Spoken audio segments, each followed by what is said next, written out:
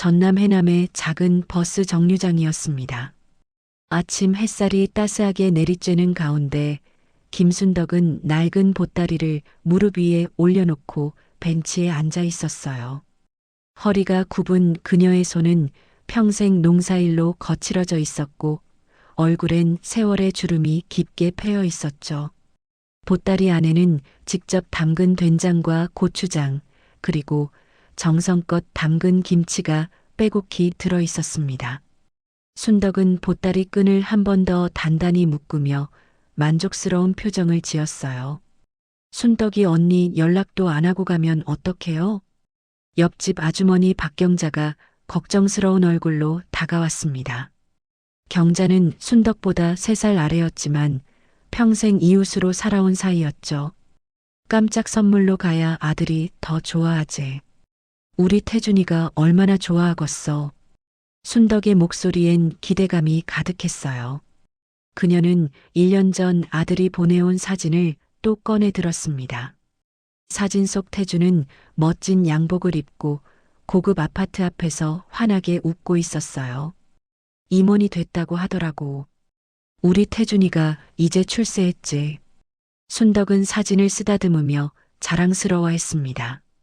경자는 고개를 저으며 한숨을 쉬었지만 순덕은 듣지 못했어요. 저 멀리서 서울행 고속버스가 먼지를 일으키며 다가오고 있었죠. 버스가 정류장 앞에 멈춰 섰습니다. 문이 열리자 버스 기사가 순덕의 행색을 보더니 친절하게 말했어요.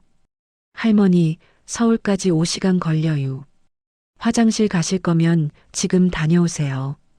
괜찮아요. 나는 괜찮지. 순덕은 무거운 보따리를 들고 버스에 올랐습니다. 계단을 오르는 그녀의 걸음이 조금 휘청거렸지만 얼굴엔 환한 미소가 가득했어요. 맨 뒤 좌석에 자리를 잡은 순덕은 창밖을 바라보았죠. 경자가 손을 흔들고 있었고 순덕도 작게 손을 흔들어 답했습니다. 버스가 출발했어요. 순덕은 다시 보따리를 어루만지며 혼잣말을 했습니다. 며느리도 좋은 사람이겠지. 손주들도 보고. 아이고, 손주들 얼굴이 얼마나 보고 싶은지. 옆자리에 앉은 젊은 여성은 이어폰을 끼고 스마트폰만 들여다보고 있었어요. 순덕은 그 모습을 보며 작게 중얼거렸죠. 요즘 젊은 것들은 저런 기계만 들여다보네. 우리 때는 안 그랬는데. 버스는 구불구불한 시골길을 지나 고속도로로 접어들었습니다. 창밖으로 익숙한 논밭과 산들이 빠르게 스쳐 지나갔어요. 순덕은 가방 안에서 구겨진 메모지를 꺼냈습니다. 거기엔 서툰 글씨로 서울 강남구 대치동이라고 적혀 있었죠. 5시간의 긴 여정이었습니다. 순덕은 졸다 깨다를 반복하며 서울에 도착했어요. 고속버스 터미널에 내린 그녀는 사람들의 빠른 걸음에 눌려 한참을 우두커니 서 있었죠. 아저씨, 대치동이 어디요? 지나가는 사람들에게 물어봤지만 모두 바쁜 듯 그냥 지나쳤습니다. 순덕은 메모지를 꼭 쥐고 지하철역을 향해 천천히 걸어갔어요. 무거운 보따리가 어깨를 짓눌렀지만 아들을 만난다는 생각에 발걸음은 가벼웠습니다. 30층짜리 고급 아파트 단지가 눈앞에 우뚝 솟아 있었습니다. 순덕은 고개를 들어 건물을 올려다보며 감탄사를 흘렸어요. 아이고, 우리 태준이가 이런 데서 사는구나. 아파트 입구에는 제복을 입은 경비원이 서 있었습니다. 순덕이 로비로 들어서려 하자 경비원이 앞을 가로막았어요. 어디 가시는 겁니까? 502호 김태준 댁이 어디요? 경비원은 순덕의 낡은 옷차림과 보따리를 훑어보더니 의심스러운 표정을 지었죠. 방문 예약하셨어요? 여기는 함부로 못 들어갑니다. 예약이 뭐요? 나는 애 엄마인디. 경비원은 고개를 갸우뚱하더니 인터폰을 들었습니다. 잠시 후 차가운 여자 목소리가 들려왔어요. 누구세요? 나요, 애 엄마요.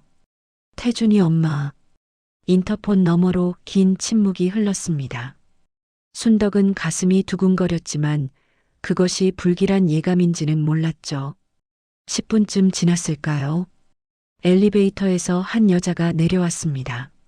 명품 옷을 입고 화장을 진하게 한 며느리 박미선이었어요. 미선은 순덕을 보더니 눈썹을 찌푸렸습니다.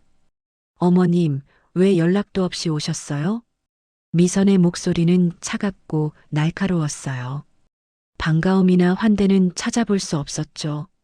아들 보고 싶어서 왔지. 집에 올라가자 손주들도 보고. 순덕이 보따리를 들어 보이며 환하게 웃었습니다. 하지만 미선의 표정은 더욱 굳어졌어요. 지금 집에 손님이 와 있어서요. 호텔 잡아드릴게요. 무슨 소리요? 내가 친정 엄마인디 왜 호텔을 가야 하는겨?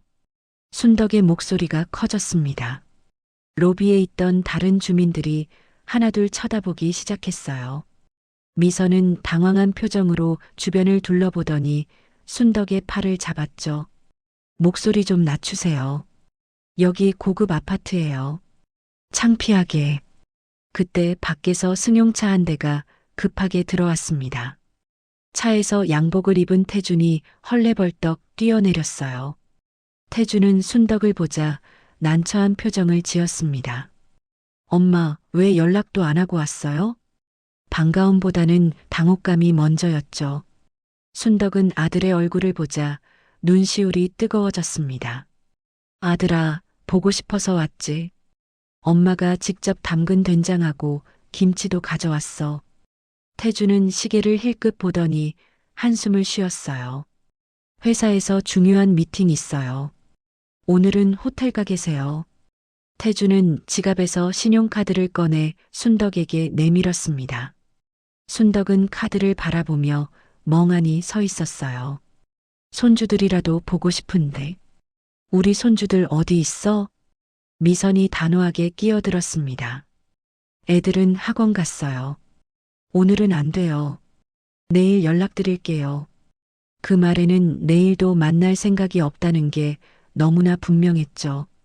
경비원과 로비의 주민들이 수군거리며 쳐다보고 있었습니다. 한 아줌마가 동료에게 속삭이는 소리가 들렸어요. 저 할머니 누구래? 왜 저렇게 쫓아내? 순덕은 귀가 멍멍했습니다. 가슴 한복판이 무너져 내리는 것 같았어요. 태주는 다시 시계를 보더니 조급하게 말했죠. 엄마, 제가 늦었어요. 카드 받으세요. 좋은 호텔 가서 쉬세요. 순덕은 떨리는 손으로 카드를 받았습니다. 보따리를 꼭 끌어안은 채 천천히 몸을 돌렸어요. 아파트 로비를 나서는 그녀의 뒷모습은 한없이 작고 외로워 보였습니다. 태준과 미선은 재빨리 엘리베이터를 타고 올라갔죠.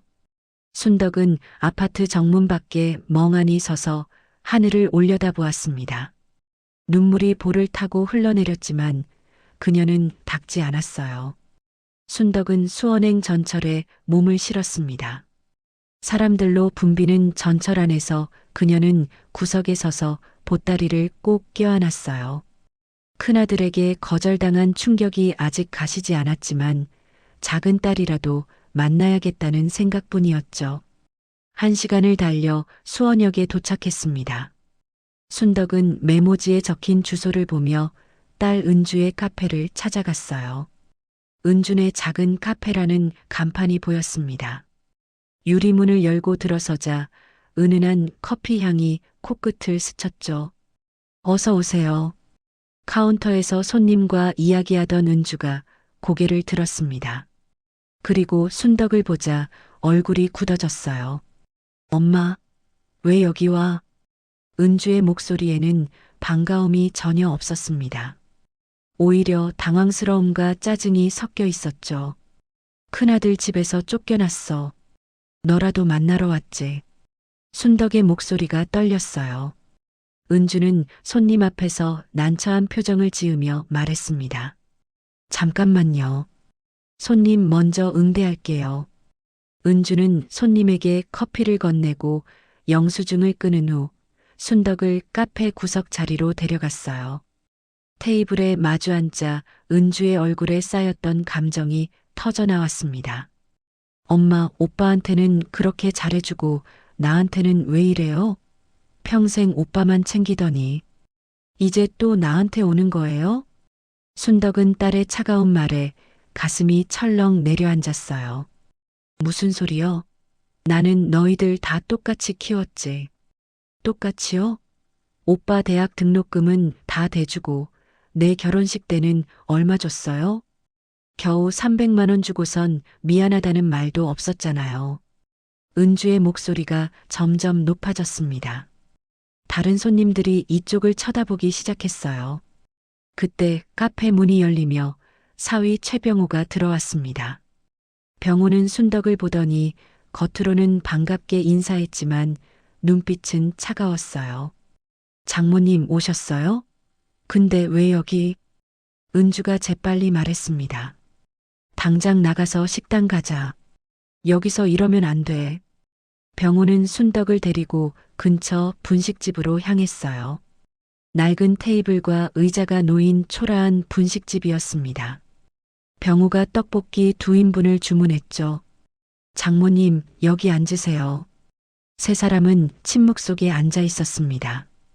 떡볶이가 나오자 병호가 입을 열었어요. 장모님, 솔직히 말씀드릴게요. 돈 때문에 오신 거죠? 순덕은 깜짝 놀라 고개를 저었습니다.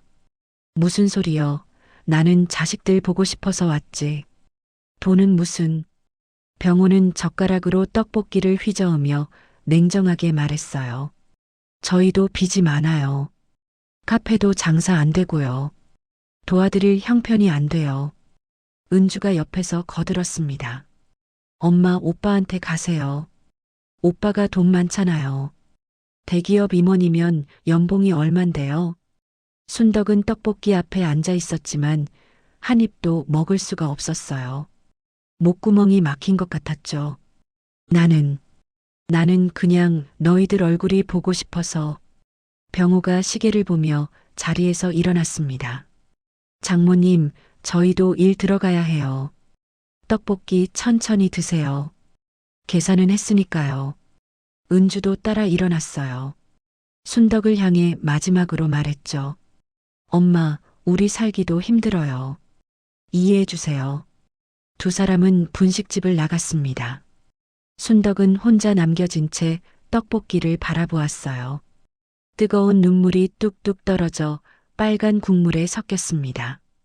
분식집 주인 아주머니가 걱정스러운 눈으로 쳐다보았지만 아무 말도 하지 않았죠.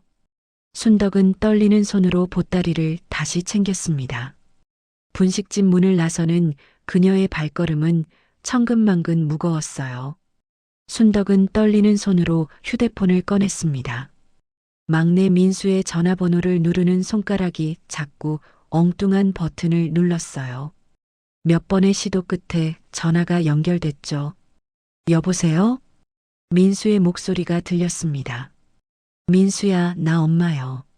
순덕의 목소리는 떨리고 있었어요. 엄마, 왜 갑자기 서울 왔어요? 연락도 안 하고. 너라도 날 좀 봐야 안 되겠냐? 형하고 누나한테 다 거절당했어. 전화기 너머로 민수가 한숨 쉬는 소리가 들렸습니다. 한참의 침묵이 흐른 뒤 민수가 말했어요. 알았어요. 집으로 와요. 인천역으로 오면 돼요. 순덕은 그 말에 조금 안도했습니다. 막내라도 자신을 받아줄 거라는 희망을 가졌죠. 인천으로 가는 전철은 더욱 길게 느껴졌어요. 순덕은 창밖을 보며 계속 중얼거렸습니다. 그래, 우리 막내는 착하지. 막내가 날 받아줄 거요. 인천역에 도착한 순덕은 택시를 타고 민수가 알려준 주소로 향했어요. 낡은 빌라촌이 나타났습니다. 3층짜리 빌라 앞에서 순덕은 계단을 천천히 올랐죠. 201호 문패 앞에 섰습니다. 순덕이 초인종을 누르자 안에서 아이들 소리가 들렸어요. 하지만 문은 열리지 않았습니다. 누구세요? 며느리 이지혜의 목소리가 인터폰으로 들려왔어요. 나요, 민수 엄마요. 문 좀 열어줘라. 잠시 후 현관문이 조금 열렸습니다. 하지만 지혜는 문틈으로만 얼굴을 내밀었어요. 어머님, 죄송한데요. 집이 너무 좁아서 들어오시기 힘들어요. 밖에서 이야기해요. 순덕은 어이가 없었습니다. 집 안으로 들어가지도 못하게 하다니요. 뭔 소리요? 내가 들어가면 안 되는겨? 아이들이 감기 걸려서요. 차 안에서 이야기하면 안 될까요? 지혜는 순덕을 계단 아래로 안내했어요. 주차장에 세워진 낡은 승용차 앞으로 갔습니다. 지혜가 차 문을 열며 말했죠. 여기 앉으세요. 순덕은 어쩔 수 없이 조수석에 앉았어요. 지혜는 운전석에 앉더니 시동을 걸었습니다. 히터에서 따뜻한 바람이 나왔지만 분위기는 차가웠죠. 어머님, 이거 한번 보세요. 지혜는 가방에서 팸플릿 하나를 꺼냈습니다. 행복한 노후, 실버타운이라는 제목이 적혀 있었어요. 팸플릿에는 깨끗한 시설 사진과 함께 쾌적한 환경, 전문 간호, 월 120만 원이라는 문구가 선명했습니다. 이게 뭐요? 순덕이 팸플릿을 받아들었어요. 요양원이에요. 요즘 어르신들 다 이런 데 가세요. 훨씬 편하시고 좋아요. 지혜의 목소리는 담담했습니다. 마치 사무적인 업무를 처리하듯 말하고 있었죠. 나를 요양원에 쳐넣으려고? 순덕의 목소리가 커졌어요. 쳐넣는 게 아니라 모시는 거예요. 저희가 생활비 보태드릴게요. 어머님한테도 이게 훨씬 좋아요. 좋긴 뭐가 좋아. 나는 자식들이랑 살고 싶어. 순덕이 소리치자 지혜의 표정도 굳어졌습니다. 저희 형편에 모시기 힘들어요. 민수 사업도 안 되고 빚도 많아요. 솔직히 어머님 모시면 우리 애들 교육비도 못 돼요. 그때 차 밖에서 민수가 나타났어요. 민수는 차창을 두드리며 우물쭈물 말했습니다. 엄마, 미안해요. 우리 형편이 정말 어려워요. 순덕은 차 문을 벌컥 열고 내렸습니다. 보따리를 끌어안고 민수를 똑바로 쳐다봤어요. 너희들은 다 죽었어. 내가 평생 고생해서 키운 보람이 이거냐? 순덕의 목소리가 빌라촌에 울려 퍼졌습니다. 주변 주민들이 창문을 열고 내다보기 시작했어요. 민수는 고개를 숙인 채 아무 말도 하지 못했죠. 순덕은 돌아서서 빌라촌을 벗어났습니다. 뒤에서 지혜가 차 안에서 혀를 차는 소리가 희미하게 들렸어요. 순덕의 발걸음은 비틀거렸지만 그녀는 멈추지 않았습니다. 순덕은 인천 거리를 정처 없이 걸었습니다. 해가 뉘엿뉘엿 지고 거리에 가로등이 하나둘 켜지기 시작했어요. 보따리는 점점 무거워졌고 다리는 후들거렸죠. 내가 뭘 잘못했길래. 순덕은 계속 중얼거렸습니다. 지나가는 사람들은 그녀를 힐끗 보고는 재빨리 지나쳤어요. 밤 9시가 넘어서자 거리는 한산해졌습니다. 순덕은 버스 정류장 벤치를 발견하고 주저앉았어요. 온몸에 힘이 빠져나가는 것 같았죠. 보따리를 무릎에 올려놓고 고개를 떨궜습니다. 할머니, 괜찮으세요? 편의점 알바생으로 보이는 젊은 남자가 다가와 물었어요. 하지만 순덕은 대답하지 않았습니다. 알바생은 잠시 망설이다가 다시 편의점으로 돌아갔죠. 차가운 밤바람이 불어왔습니다. 순덕은 얇은 점퍼를 여미며 몸을 움츠렸어요. 그때 노란색 택시 한 대가 천천히 다가오더니 정류장 앞에 멈춰 섰습니다. 택시 기사가 차에서 내렸어요.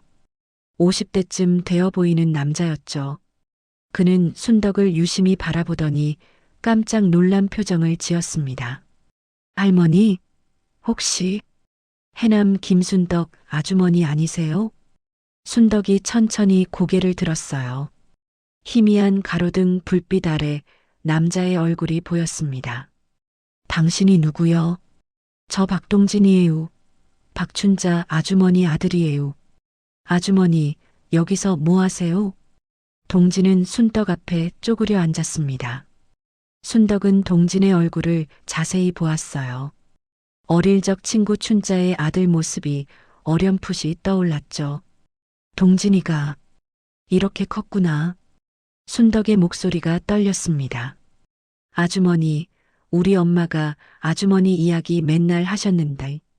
근데 왜 여기 이렇게 계세요? 집은요? 동진의 목소리에는 걱정이 가득했어요. 순덕은 더 이상 참지 못하고 눈물을 쏟아냈습니다.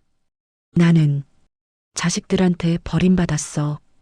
큰아들도 딸도 막내도 다 날 쫓아냈어. 순덕은 그동안의 일을 동진에게 털어놓았어요. 큰아들 집 앞에서 호텔로 쫓겨난 일, 딸한테 돈 타령 들은 일, 막내한테 요양원 팸플릿 받은 일까지요. 말을 하는 동안 순덕의 목소리는 계속 떨렸습니다. 동진은 주먹을 불끈 쥐었어요. 아주머니, 이건 아니제. 이게 무슨 자식들이에요. 동진은 순덕을 일으켜 세웠습니다. 아주머니, 일단 밥부터 먹읍시다.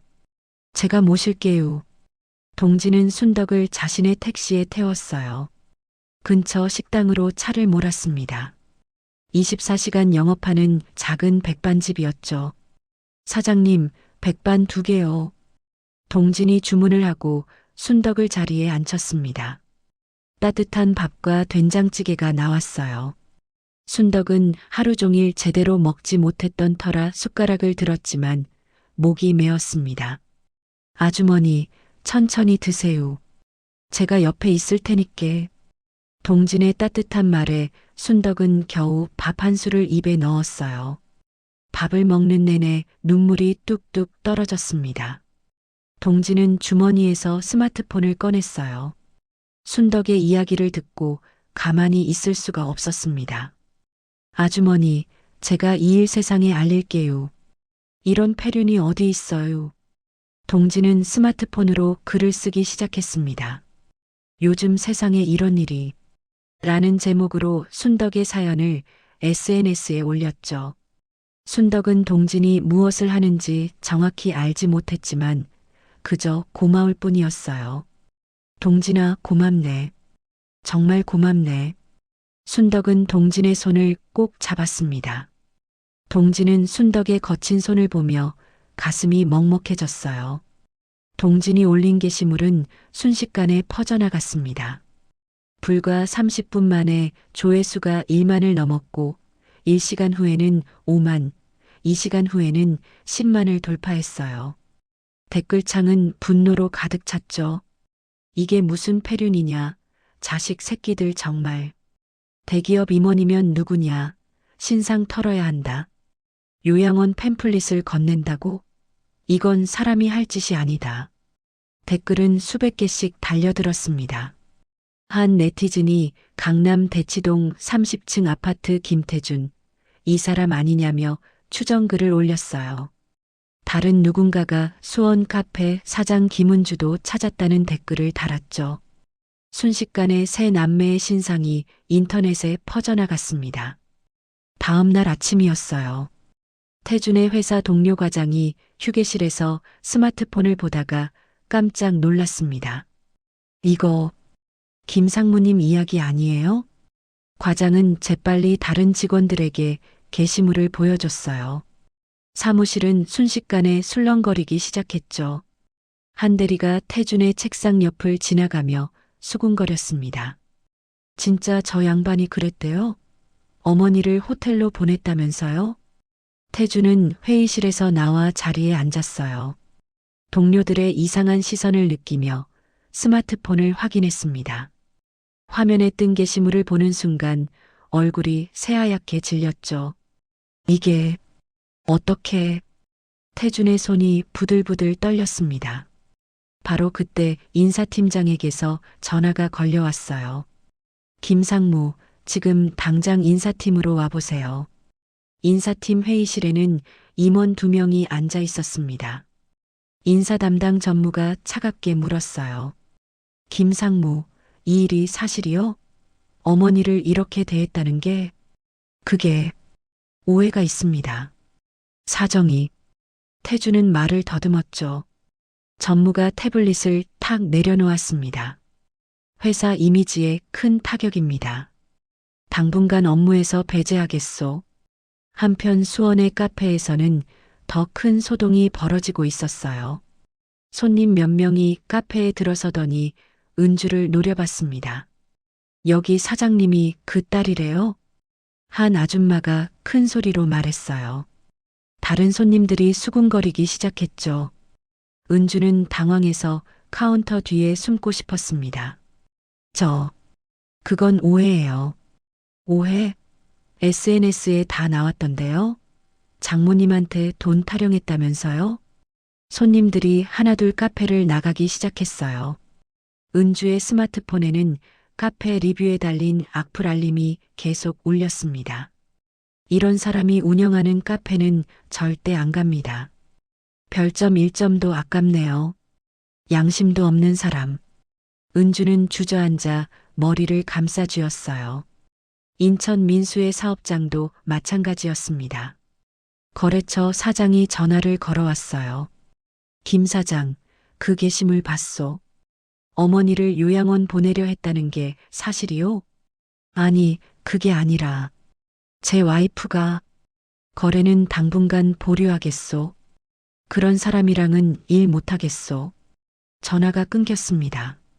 민수는 멍하니 휴대폰을 내려다봤어요. 저녁 뉴스에서도 이 사건이 다뤄졌습니다. 현대판 폐륜 논란, 70대 노모 거리로 내몬 자식들이라는 제목이 화면에 떴죠. 방송사 시사 프로그램 PD가 태준에게 전화를 걸었습니다. 취재 협조 부탁드립니다. 인터뷰 가능하신가요? 태준은 전화를 끊어버렸어요. 미선이 거실에서 소리쳤습니다. 당신 때문에 우리 인생 끝났어요. 아파트 주민들이 다 알아요. 태준, 은주, 민수는 각자의 집에서 서로에게 전화를 걸었습니다. 형, 이거 어떡해. 오빠가 엄마 집 좀 알아봐. 둘이 해결해. 나도 죽겠어. 세 남매는 서로를 원망하며 다투기 시작했어요. 하지만 그 누구도 해결책을 내놓지 못했습니다. 동진의 도움으로 순덕은 서울 변두리 고시원에 머물고 있었습니다. 좁은 방이었지만 따뜻한 이불과 조용한 공간이 있었어요. 새벽 6시 고시원 복도에서 발소리가 들렸습니다. 똑똑똑. 누군가 조심스럽게 문을 두드렸어요. 순덕은 잠에서 깨어 문 쪽을 바라봤죠. 엄마, 나 태준이에요. 문 좀 열어주세요. 태준의 목소리였습니다. 이어서 은주와 민수의 목소리도 들렸어요. 엄마, 나도 왔어. 미안해. 엄마, 제발 문 열어줘요. 순덕은 침대에 그대로 앉아 있었습니다. 문을 열어줄 마음이 생기지 않았어요. 밖에서 세 남매는 무릎을 꿇고 앉았습니다. 좁은 복도 바닥은 차갑고 딱딱했죠. 태준이 다시 문을 두드렸어요. 엄마, 제가 잘못했어요. 정말 죄송해요. 태준의 목소리가 떨렸습니다. 눈물까지 섞여 있었어요. 하지만 순덕은 움직이지 않았습니다. 엄마, 나도 미안해. 내가 그동안 오빠만 원망하고 엄마한테 못됐어. 은주도 울먹이며 말했어요. 민수는 문틈 사이로 손을 넣으려 했죠. 엄마, 저희 집으로 가세요. 제가 모실게요. 진짜 모실게요. 순덕은 천천히 입을 열었습니다. 이제 와서 무슨 소용이냐? 너희는 이미 자식이 아니여. 그 말은 차갑고 단호했어요. 세 남매는 할 말을 잃었습니다. 복도에는 무거운 침묵만 흘렀죠. 1시간이 지났습니다.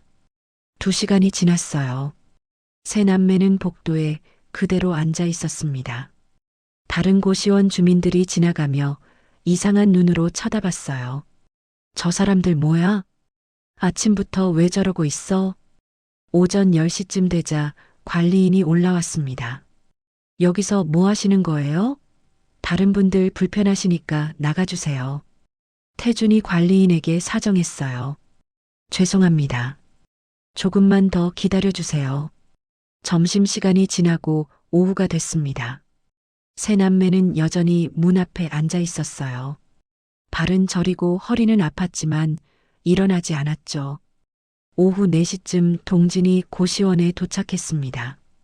계단을 올라오던 동진은 복도에 앉아 있는 새 남매를 발견했어요. 당신들이 아주머니 자식들이구만. 동진의 목소리는 차가웠습니다. 태준이 고개를 들어 동진을 봤어요. 아저씨가 그 글을 올리신 분인가요? 맞소. 아주머니가 지금 얼마나 상처받으셨는디 당장은 안 될 것 같으니 돌아가시구려. 태준이 벌떡 일어섰습니다. 아저씨가 누군데 우리 가족 일에 끼어들어요? 우리 엄마 일은 우리가 알아서 해요. 동진이 태준을 똑바로 쳐다봤어요. 가족? 지금 가족 운운할 자격이 있다고 생각하시오? 태준은 대꾸하지 못했습니다. 동진의 말이 가슴에 비수처럼 꽂혔어요. 아주머니는 당신들한테 배신당했소. 평생 고생해서 키운 보람이 이거냐고 우셨소. 이제 와서 무슨 면목으로 용서를 빌어요? 동진의 목소리가 떨렸습니다. 은주가 눈물을 흘리며 말했어요. 저희가 정말 잘못했어요. 그냥 한 번만. 한 번? 기회는 이미 3번 있었소. 당신들이 다 차버렸잖소. 동진은 더 이상 말하지 않고 순덕의 방문을 두드렸어요. 아주머니, 저 동진이에요. 들어가도 될까요? 문이 천천히 열렸습니다. 순덕이 문틈 사이로 고개를 내밀었어요. 동진이 안으로 들어가자 문은 다시 닫혔습니다. 새 남매는 복도에 남겨졌어요. 태주는 주먹을 불끈 쥐며 다짐했습니다. 내가 반드시 엄마를 모셔올 거야. 반드시. 하지만 그 말에는 확신이 없었어요. 은주와 민수도 고개를 떨구고 있었죠. 저녁 6시가 되자 새 남매는 결국 일어섰습니다. 더 이상 앉아 있을 수가 없었어요. 계단을 내려가는 그들의 발걸음은 무거웠습니다. 방 안에서 동진이 순덕에게 물었어요. 아주머니, 괜찮으세요? 순덕은 창밖을 바라보며 작게 대답했습니다. 고맙네, 동진아. 내가 있어서 다행이요. 창밖으로 새 남매가 터덜터덜 걸어가는 모습이 보였어요. 순덕은 그 모습을 한참 바라보다가 천천히 고개를 돌렸습니다. 3개월이 흐른 어느 봄날이었습니다. 순덕은 서울 변두리 작은 원룸에서 아침을 맞이했어요. 고시원을 나온 지 한 달 동진과 복지관의 도움으로 안정된 생활을 시작했죠. 아주머니, 오늘도 복지관 가세요? 건물 1층 슈퍼주인 아주머니가 반갑게 인사했습니다. 순덕은 환하게 웃으며 대답했어요. 그럼요. 오늘은 급식 도우미 하는 날이제. 복지관 노인 일자리 사업으로 주 3회 급식 도우미 일을 하고 있었습니다.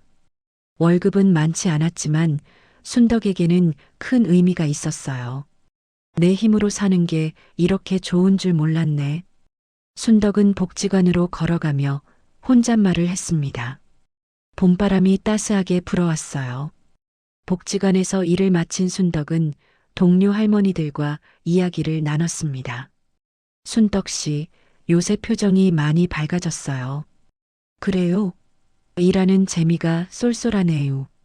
다른 할머니가 조심스럽게 물었어요. 자식들은 요새 연락 없어요? 순덕은 잠시 침묵했습니다. 그리고 담담하게 대답했죠. 가끔 문자 오고 그러는데 아직은 만날 마음이 안 서네요. 오후 4시쯤 순덕은 집으로 돌아왔습니다. 현관문 앞에 택배 상자가 놓여 있었어요. 발신 일란에는 김태준이라고 적혀 있었죠. 순덕은 상자를 들고 방 안으로 들어갔습니다. 천천히 상자를 뜯었어요. 안에는 봉투 하나와 편지, 그리고 아이들이 그린 그림이 들어 있었습니다. 편지를 펼쳐 읽기 시작했어요. 엄마, 저는 회사를 그만뒀습니다. 임원 자리보다 중요한 게 뭔지 이제야 알았어요. 작은 사업을 시작했습니다. 천천히라도 용서해 주세요. 태준의 글씨는 떨리고 있었습니다. 순덕은 손주들이 그린 그림을 하나씩 펼쳐봤어요. 할머니 보고 싶어요. 할머니 사랑해요라는 글씨가 삐뚤빨뚤 적혀 있었죠. 그때 휴대폰이 울렸습니다. 은주에게서 걸려온 전화였어요. 순덕은 망설이다가 전화를 받았습니다. 여보세요. 엄마, 나 은주야. 카페 정리했어. 해남으로 내려갈까 해. 은주의 목소리는 조용했어요.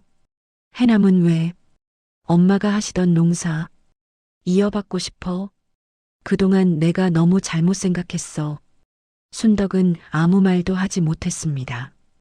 은주가 조심스럽게 말을 이었죠. 엄마, 천천히 생각해봐.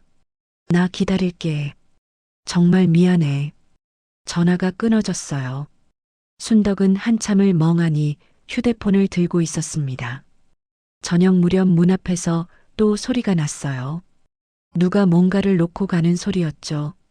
순덕이 문을 열어보니 반찬 세트가 놓여 있었습니다. 민수가 일주일에 한 번씩 갖다 놓고 가는 반찬이었어요. 쪽지도 함께 있었습니다. 엄마, 지혜랑 이혼했어요. 애들은 내가 키울게요. 엄마 용서해 주세요. 순덕은 쪽지를 읽으며 복잡한 표를 지었어요. 아직은 아니요. 하지만 그녀의 목소리는 예전처럼 단호하지 않았습니다. 옆집 할머니가 쓰레기를 버리러 나오다가 순덕을 봤어요. 순덕 씨, 자식들 마음은 받아줘야지. 사람이 언제까지 미워하고 살겠어. 천천히 생각해 볼라요. 순덕은 반찬을 들고 방 안으로 들어갔습니다.